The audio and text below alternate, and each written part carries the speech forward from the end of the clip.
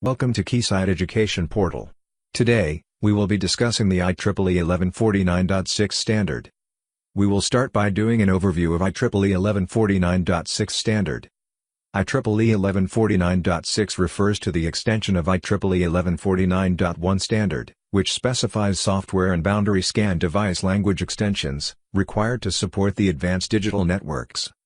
Previously, in IEEE 1149.1, interconnect test can be conducted on digital network as shown.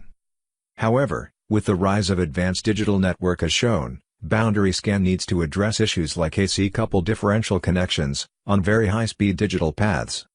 It is noted that both drivers and receivers are DC cells based on IEEE 1149.1 standard. One of the limitations of having DC cells is both drivers and receivers, as part of IEEE 1149.1 standard, is that the testing of capacitor-coupled circuits may result in false calls. This is because, by the time the receiver captures the signal, it would have decayed. This can be shown in this graph, which reflects the decay graph, as shown in the capture device register. As such, there is a need for an enhanced standard, IEEE 1149.1. Introducing IEEE 1149.6. With standard IEEE 1149.6, it will be able to address issues like AC coupled differential connections on very high-speed digital paths. IEEE 1149.6 will define new AC boundary scan cells and introduces new instructions such as xtest pulse and xtest train. As shown, the driver will change from DC cell to AC cell. Let us now discuss the basic characteristics of AC boundary scan cell. AC pins are those that are compliant with 1149.6, in addition to 1149.1. All other pins on the chips are classified as specified by 1149.1. Chips compliant with 1149.6 will normally have a mix of AC and DC pins. Only those pins which support differential signal, or AC coupling or both, will normally be AC pins. In addition, AC pins fully comply with the definition of DC pins for all the instructions defined in 1149.1, with two general exceptions. 1. The inversion between boundary cell and 2. Input or output pad for negative leg is explicitly allowed. Furthermore, the boundary cell can capture a fixed value during sample. It is noted that during our investigations, there are certain combinations of DC-only pins and AC pins on a net that may not work, are deprecated. We will look at a couple of those situations later. The DC cells, on the other hand, are only 1149.1 compliant. It is noted that receiver cells are usually DC cells. We will now discuss the xtest pulse and xtest train for AC test instruction. The xtest pulse is the normal instruction for performing AC tests.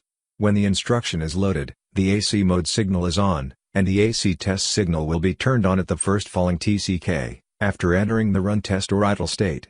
It will off again, on the first falling TCK after leaving the run test or idle state.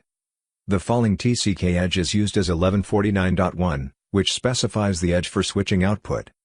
The width of the AC test pulse can be varied by varying the time, in the run test or idle state. This allows the tester software to establish a DC stability condition before the final transition, by waiting at least 3 times, the longest time constant of any net controlled by an AC pin. All preceding transitions will then decay to essentially a DC condition. This reflects the output toggles, on entry and exit of run test idle state. The final transition occurring after exit of the run test or idle state, means that there is a minimum of time between the final transition and the capture of the results. This minimizes any opportunity for noise to upset the result. Not only does xtest pulse provides DC stability condition prior to final transmission, but it is also preferred over xtest train or test. The xtest train, on the other hand, provides an alternative instruction for performing AC tests. The only difference between xtest train and xtest pulse is such that the output toggles on every TCK of run test/idle state as shown, and not only the entry and exit of the run test/idle state. The xtest train provides AC stability condition prior to final transition, and also provides short time between final transition and capture. In summary, AC pins are those that are compliant to both 1149.6 and 1149.1, except for inversion between boundary cell and differential negative leg. It also allows the capture of a fixed value during sample. As for the rest of the pins, they are classified as DC compliance, tap, or linkage pins per 1149.1. We will now proceed to demystify the reliable test. In general, the reliable test checks for 1149.6 capabilities present in devices with differential signals. It is good for board designers to review this aspect during design conception. Zooming into the driver cell, we note that both mission and test mode performance must be the same. Not only does the output boundary cells get modified, but optional AC select cell can select either 1149.1 or 1149.6 behavior. Both the changes in voltage for transmission and time for transmission provide voltage swing, generated by the transmitter. The change in voltage for receiver will provide receiver sensitivity. It is important to validate these parameters to ensure interoperability between transmitter and receiver devices. We will now discuss differential signals. Firstly, differential receivers are inherently fault-tolerant. Two signals are compared against each other in a way that essentially eliminates the common DC level, which can vary extensively. Some receivers can accept common mode voltages that go from one supply rail to the other.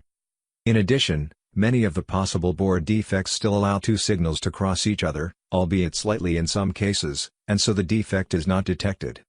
The two nets of the channel are terminated with a characteristic impedance of about 100 ohms, making this a very low impedance net. That in turn, makes it difficult to couple noise into the circuit. Using a single-ended receiver on each leg of the channel would eliminate the defect tolerance and make all defects at least potentially detectable. However, the signal on one leg of a differential signal is riding on an unknown, and possibly varying, DC level. Thus, some means of eliminating an unknown DC level is required to use a single-ended receiver. We will now explore the various AC-coupled signals. Today, AC-coupled signals typically occur in very high-performance circuits, such as gigabit serialized deserialized circuits. These nets will be frequency limited by the rise and fall time of the driver. The theoretical maximum frequency occurs at the point where the cycle time is equal to double the rise or fall time. At this point there is already significant amplitude loss. Realistically, the maximum frequency cycle time is about 4 times the rise and fall time. As the frequency drops, the signal looks more like a square wave. As it drops further, the square wave starts to droop, and the transitions become offset in a way that increases the peak-to-peak signal amplitude double the droop amount. At a low enough frequency, the signal droops to the DC component of the signal, and the peak-to-peak voltage has been doubled. Essentially, an AC coupling acts like a high-pass filter. As the fundamental frequency of a square wave is varied relative to the time constant of the high-pass filter, the resulting signal goes from a square wave to a voltage-doubled spike, followed by decay at a rate determined by the time constant. The only aspect of the original signal that always gets through essentially unaffected is the actual transition edge. Moving on, we will discuss 1149.6 AC differential signals. The classic AC differential signals is known for having single boundary scan driver driving patterns normally on P pin. The inverter circuit drives the complementary patterns on N pins. Individual test receiver on P and N legs. The result analyzer expects normal driver patterns on P and negative patterns on N. Other AC differential signals include single-ended AC differential signals, classic AC differential signals, single-ended AC differential circuit.